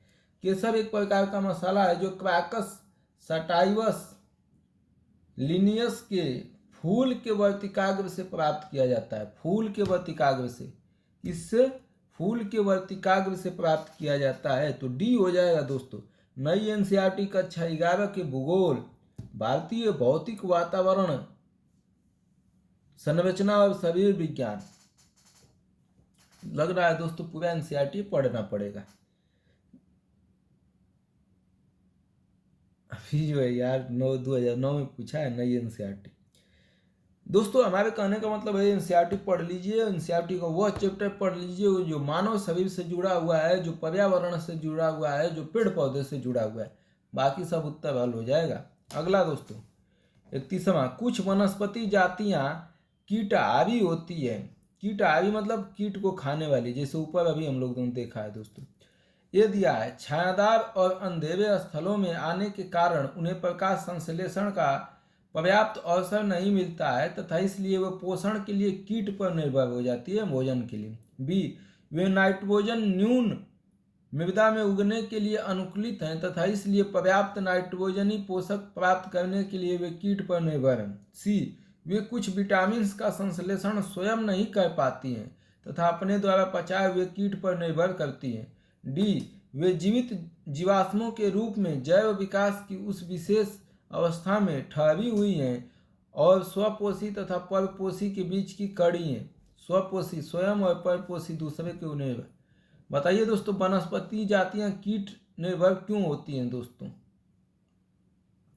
बहुत बढ़िया प्रश्न है दोस्तों। देखिए दोस्तों, कीट पादप मुख्यतः उन क्षेत्रों में पाए जाते हैं,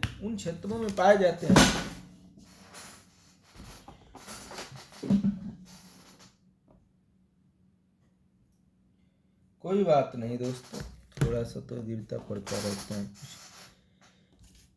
देखिए दोस्तों, कीट पादप जो है उन क्षेत्रों में पाए जाते हैं जहां मृदा में नाइट्रोजन की कमी होती है।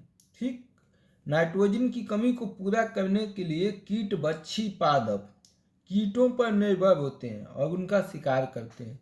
तो जीवन में कभी भी आ जाए कि कीट जो है, पौधे कौन होते हैं? तो वो पौधे होते हैं जहाँ की मिट्टी में नाइट्रोजन की कमी है और इसलिए नाइट्रोजन को पूरा करने के लिए वो जो है कीटों को ही खा लेते हैं। चलो भाई, तुमको ही शिकार बना के हम नाइट्रोजन की कमी पूरा करेंगे।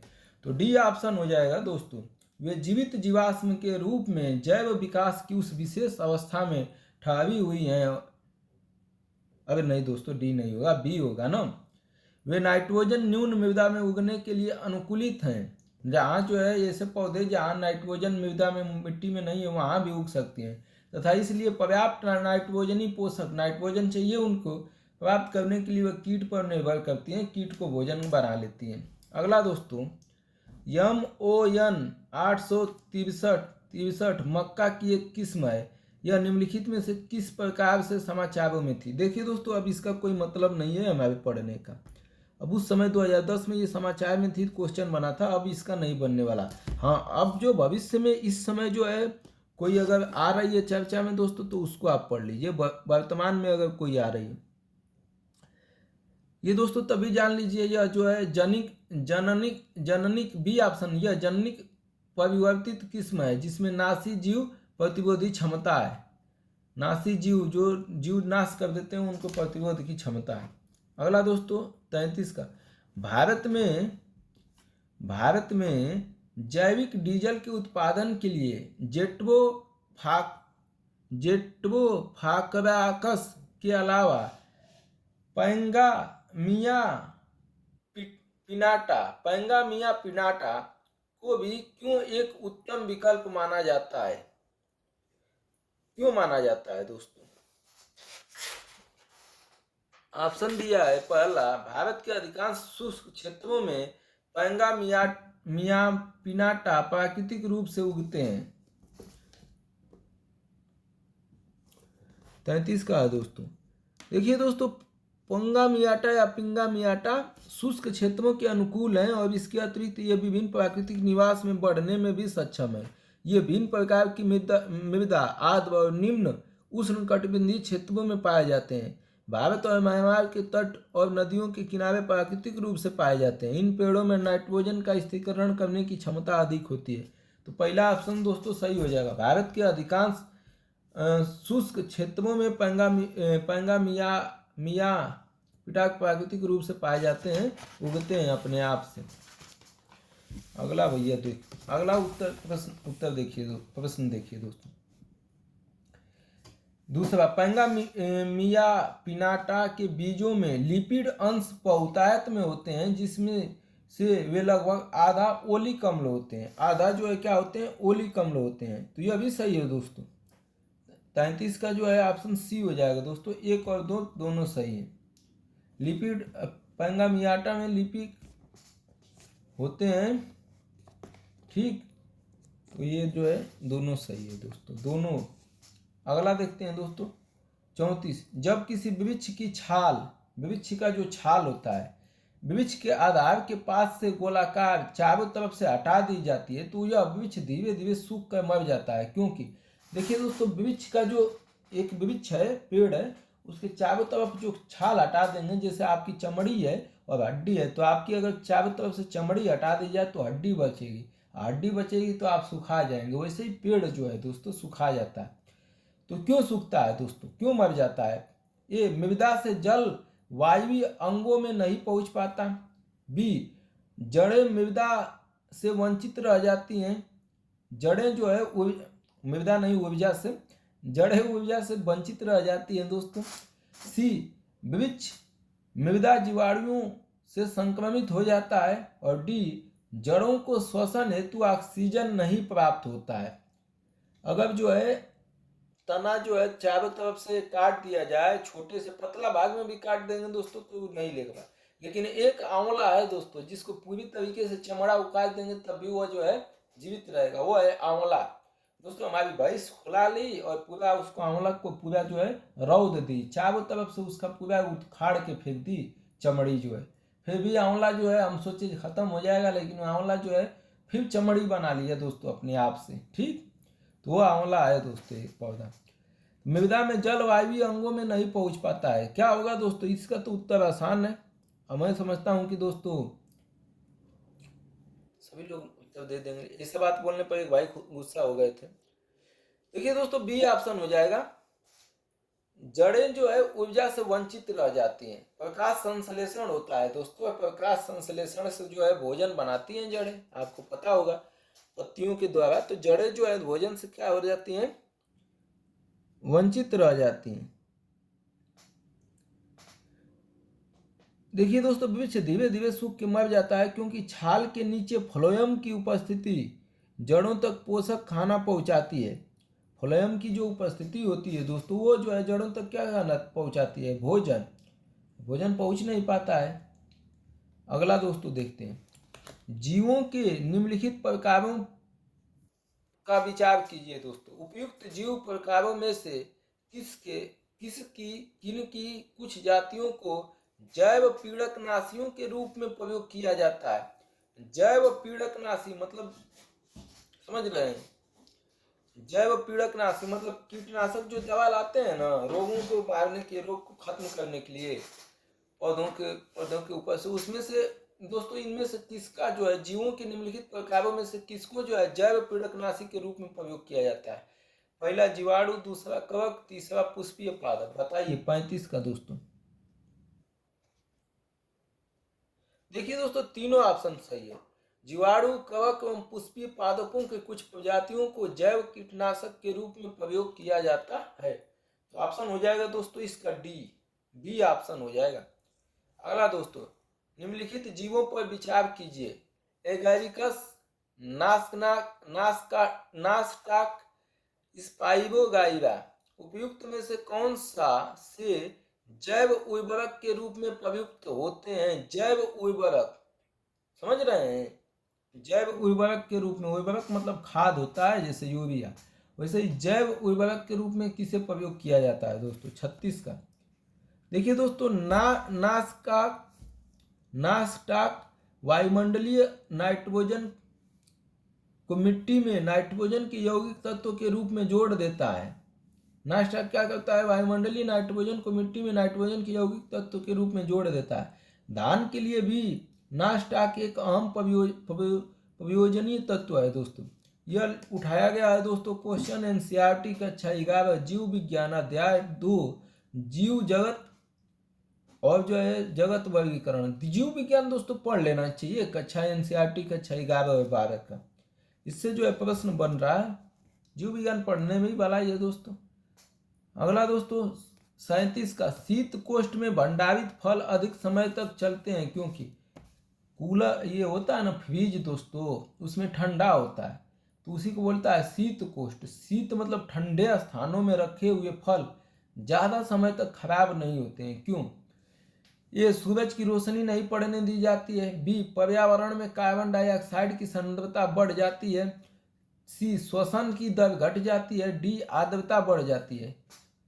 बताइए दोस्तों, किसके कारण जो है फल खराब नहीं होते हैं? जब हम कोल्ड स्टोरेज या ठंडे स्थानों या बर्फ में जो है पौधों को रख देते हैं।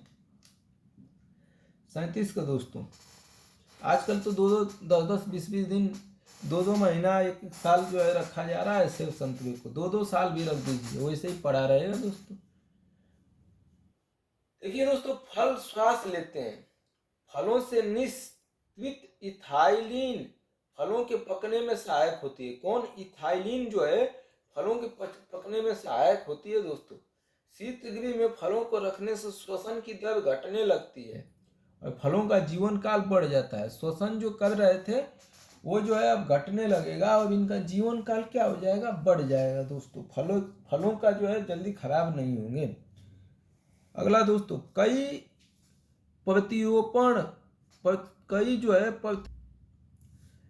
प्रतिरोपित पौधे इसलिए नहीं बढ़ते हैं क्योंकि कई प्रतिरोपित पौधे इसलिए नहीं, जो रोपा जाता है पौधों को, वह इसलिए नहीं बढ़ते हैं क्योंकि ये नई मिट्टी में इष्ट खनिज पदार्थ नहीं हो रहते हैं। बी, अधिकांश मूल रोम नई मिट्टी को अधिक शक्ति से जकड़ लेते हैं।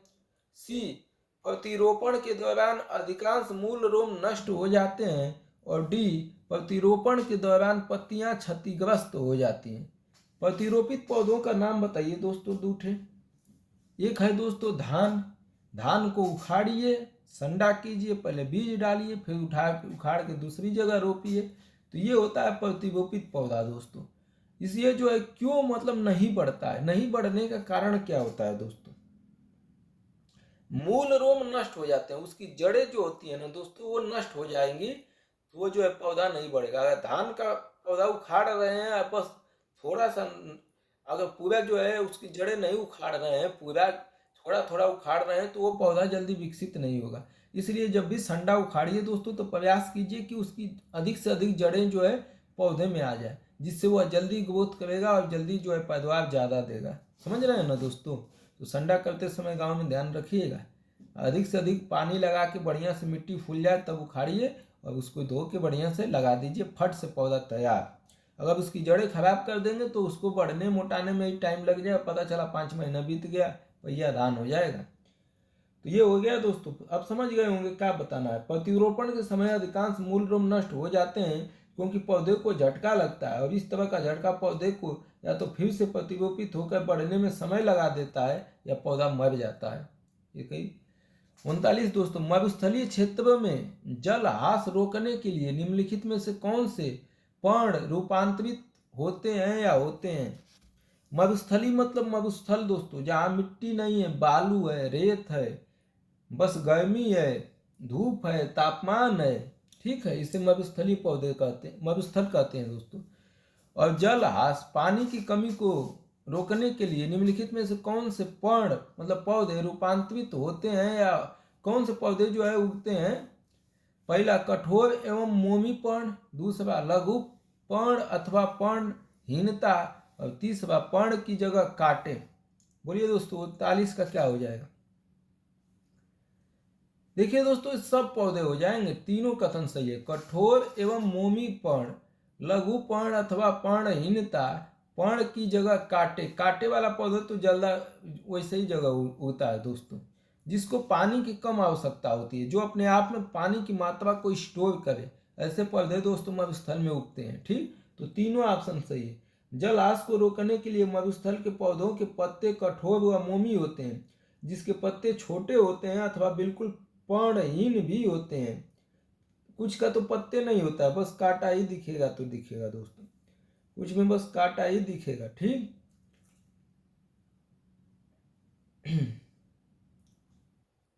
अथवा बिल्कुल पर्णहीन भी होते हैं। और कुछ पेड़ों पर तो पर्ण की जगह कांटे होते हैं, इससे पानी से बाहर नहीं निकल पाता है, पानी इनसे बाहर नहीं निकल पाता है, पानी को रोक लेता है।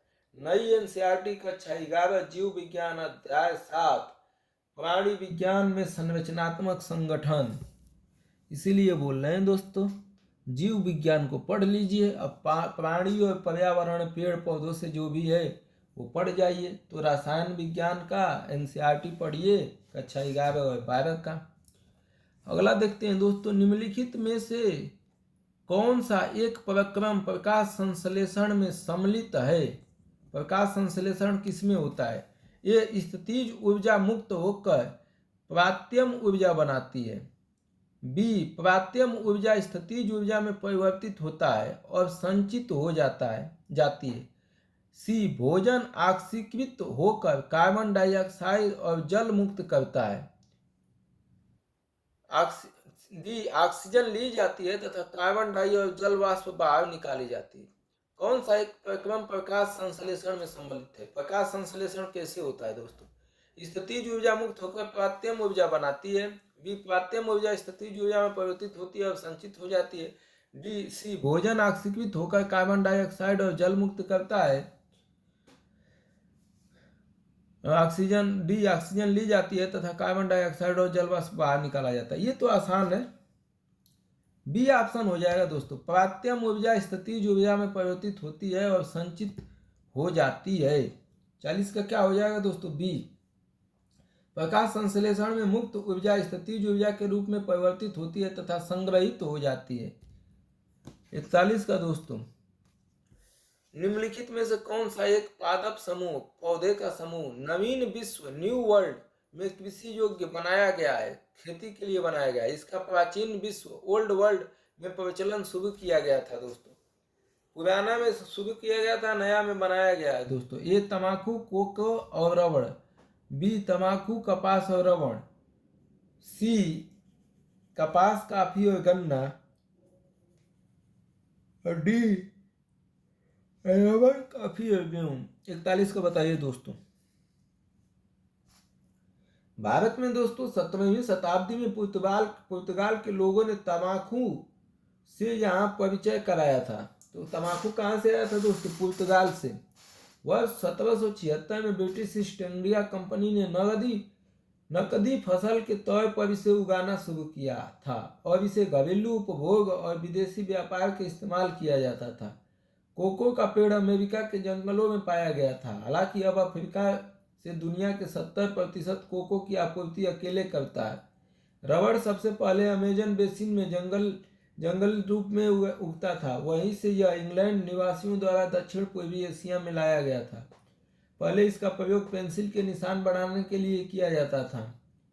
आज इसके उपयोग पेंसिल के निशान विश्व की महत्वपूर्ण व्यावसायिक फसलों में भी होता है। अर्थात तंबाकू, कोको तथा रबड़ प्रचलन में था तथा बाद में इसे कृषि योग्य बनाया गया। प्रचलन में था, बाद में इसको खेती योग्य बना दिया गया। तो कौन सा हो जाएगा दोस्तों? तंबाकू, कोको और रबड़। तंबाकू कौन लाया दोस्तों? पुर्तगाल ले लाए थे। कोको अमेरिका में पाया रहता है दोस्तों। ठीक, तो ऑप्शन ए हो जाएगा। अगला दोस्तों 42, हाल ही में हमारे देश में हिमालयी बिच्छू बूटी जीवा डिवनिया डाइवर्सिफोलिया के महत्व के बारे में बढ़ती हुई जागरूकता थी, क्योंकि यह पाया गया है।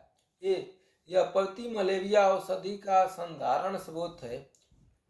बी, यह जैव डीजल का संधारणीय स्रोत है। सी, यह कागज उद्योग के लिए लुगदी का संधारणीय स्रोत है। और डी, यह वस्तु तंत्र का संधारणीय स्रोत है। दोस्तों, हिमालयी बिच्छू बूटी किसके लिए मतलब महत्वपूर्ण हो गया है, बताइए दोस्तों। 42 ये दोस्तों है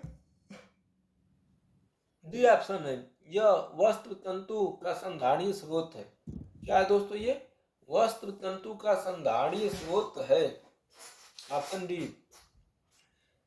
इसके बारे में देख लीजिए दोस्तों, नेपाल के हिमालय की तलहटी में बिच्छू बूटी जिवार्डिनिया डाइवर्सिफोलिया प्राकृतिक रूप से जंगल में उगते हैं। यह वस्त्र तंतु का संधारणीय स्रोत है। सेंटर फॉर सस्टेनेबल फैशन के अनुसार हिमालय बिच्छू बूटी सबसे लंबा फाइबर है जो मानव जाति के लिए जाना जाता है तथा इसे लिनन की तुलना में अधिक महीन, मजबूत और अधिक लोचदार माना जाता है। हिमालयी बिच्छू बूटी के पौधे भूस्खलन मतलब मिट्टी के कटाव और भूस्खलन मिट्टी का जो है दबना, घसना, कटना को रोकने में भी मददगार होते हैं। अगला दोस्तों 43, निम्नलिखित कथनों में से कौन से पादप और प्राणी कोशिकाओं के बीच सामान्य अंतर के बारे में सही है। पादप पौधे और जो है प्राणी मतलब जो है जिसमें प्राण है, हम लोग मानव प्राणी कोशिका के बीच सामान्य अंतर कौन है? दोनों की कोशिकाओं के बीच अंतर क्या है दोस्तों, ये पूछा गया है। बताइए दोस्तों क्या है। पहला ऑप्शन दिया है, पादप कोशिकाओं में सेलुलोज कोशिका भित्तियां होती हैं जबकि प्राणी कोशिकाओं में वे नहीं होती हैं। अभी दोस्तों ऊपर भी हम लोग पढ़े हैं सेलुलोज के बारे में। दूसरा, पादप कोशिकाओं में प्लाज्मा झिल्ली नहीं होती है जबकि इसके विपरीत प्राणी कोशिका में वे होती हैं। तीसरा, परिपक्व पादप कोशिका में एक बृहत रसधानी होती है जबकि प्राणी कोशिका में अनेक छोटी रसधानियां होती हैं। और ऑप्शन दिया है दोस्तों, अब इसका उत्तर सही बताइए। प्राणी और पादप और प्राणी कोशिका में अंतर क्या है दोस्तों?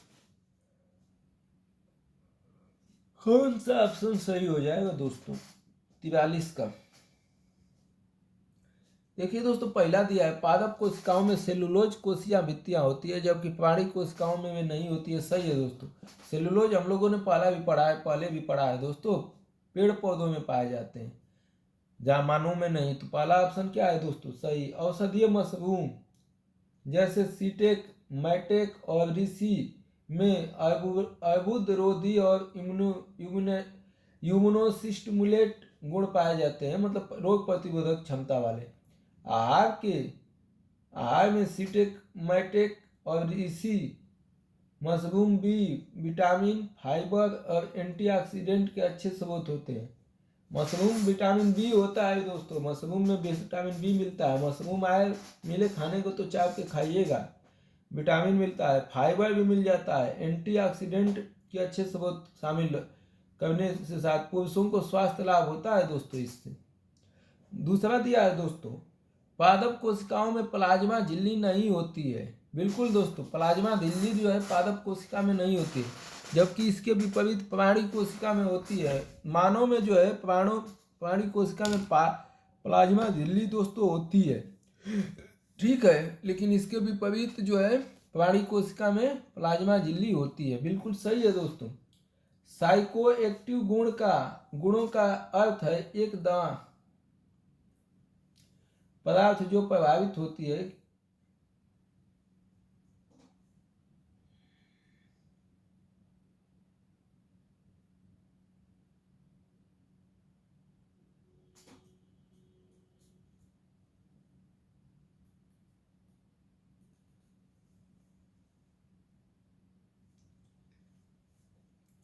देखिए दोस्तों, औषधि मशरूम वाला वैसे हम बता दिए थे, पहले ही आ गया, बाद में आना चाहिए था। अगला देखते हैं दोस्तों, प्लाज्मा झिल्ली पादप एवं प्राणी दोनों की कोशिकाओं में पाई जाती है दोस्तों।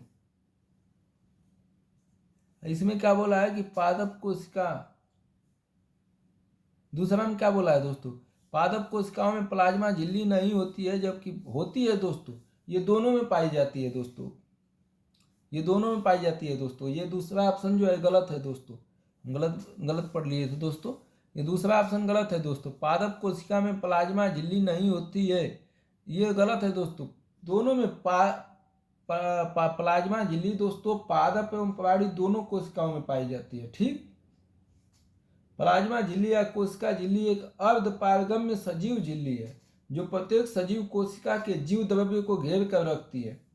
ठीक, तो ये क्या है दोस्तों, अर्ध पारगम्य सजीव झिल्ली होती है जो प्रत्येक सजीव कोशिका के जीव द्रव्य को घेर कर रखती है। कोशिका झिल्ली का निर्माण 3 परतों से मिलकर होता है, जिसमें बाहरी एवं भीतरी परतें प्रोटीन द्वारा तथा मध्य वाली परत का निर्माण लिपिड या वसा द्वारा होता है। बाहर और भीतर 3 होती है झिल्लियां दोस्तों, उसमें से बाहर और भीतर जो है प्रोटीन और बीच में जो है लिपिड या वसा द्वारा होती है।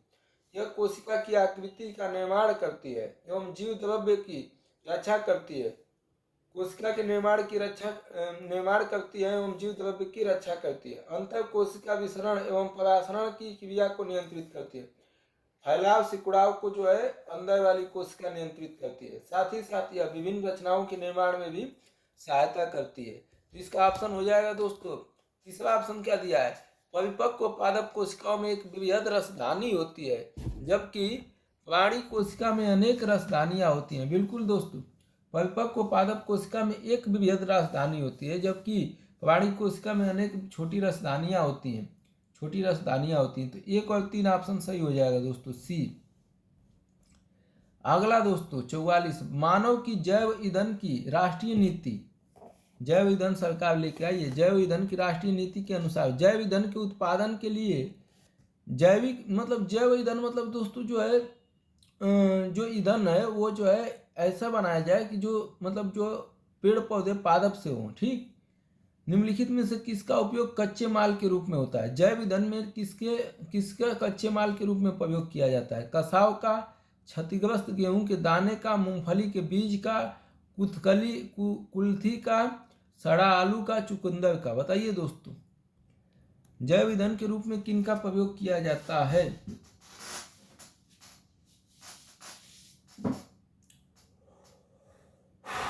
बढ़ता ही जा रहा है दोस्तों। देखिए दोस्तों, इसमें बस जो है आप छोड़ दीजिए किसको, कुल्थी को छोड़ दीजिए दोस्तों, कुल्थी हॉर्स ग्रेन को छोड़ दीजिए, बाकी सबका प्रयोग होता है। कसावा से, क्षतिग्रस्त गेहूं के दाने, मूंगफली के बीज, सड़ा आलू, सबसे जैव ईंधन बनाया जा सकता है। 45 का दोस्तों, निम्नलिखित कथनों पर विचार कीजिए। कुछ छत्वकों मशरूमों में औषधीय गुण होते हैं।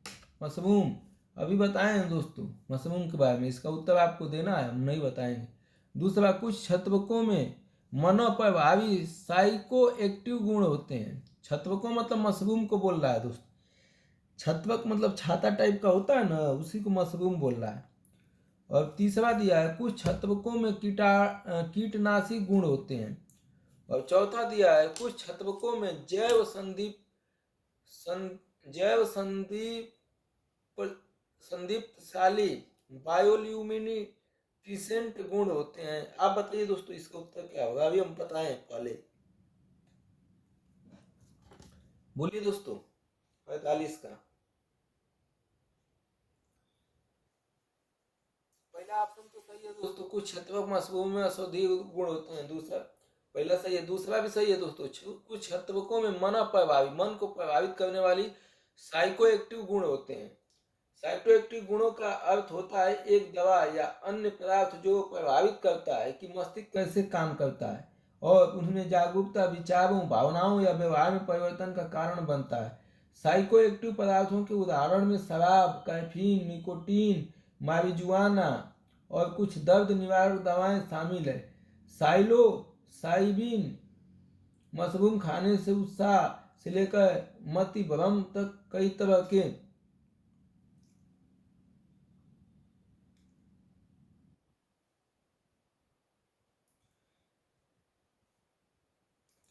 प्रभाव हो सकते हैं दोस्तों। तीसरा, कुछ छत्वकों में कीटनाशक गुण होते हैं। बिल्कुल दोस्तों, कुछ मशरूमों में कीटनाशक गुण भी होते हैं। हाल ही में मशरूम की बढ़ती संख्या में कीटनाशक यौगिक पाए गए हैं दोस्तों। तो कुछ छत्वकों में कीटनाशक गुण होते हैं।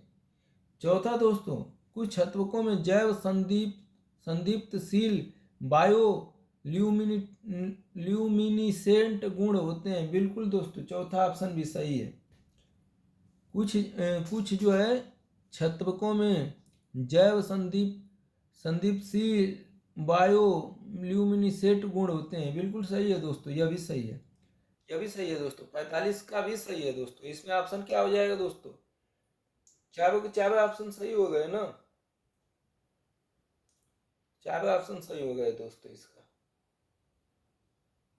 ऑप्शन डी हो जाएगा दोस्तों। कोई दिक्कत?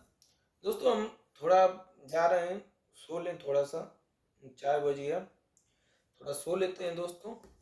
दिमाग फ्रेश काम करे, ज़्यादा नहीं सोएंगे, 2 घंटा बस सोएंगे, 4 से 6 बजे से पहले जग जाएंगे दोस्तों। बहुत बहुत धन्यवाद दोस्तों। हमारे YouTube चैनल को आप लाइक शेयर सब्सक्राइब कर दीजिए दोस्तों। गांव के युवाओं के लिए पढ़ाने के लिए दोस्तों हमने बनाया है दोस्तों।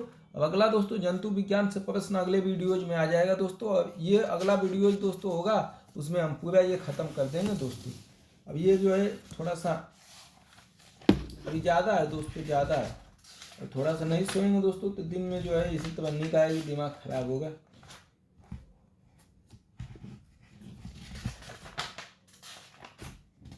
बहुत ज़्यादा है, 213 क्वेश्चन पूछा है दोस्तों।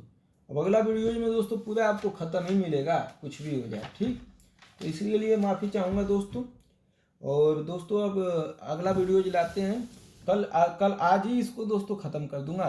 मतलब अगला वीडियो तुरंत आएगा दोस्तों, इसमें सब खत्म। तो धन्यवाद दोस्तों। और गांव के युवा निःशुल्क तैयारी करना चाहते हैं तो इससे बेस्ट चैनल आपको नहीं मिलेगा, सब्सक्राइब कर लीजिएगा।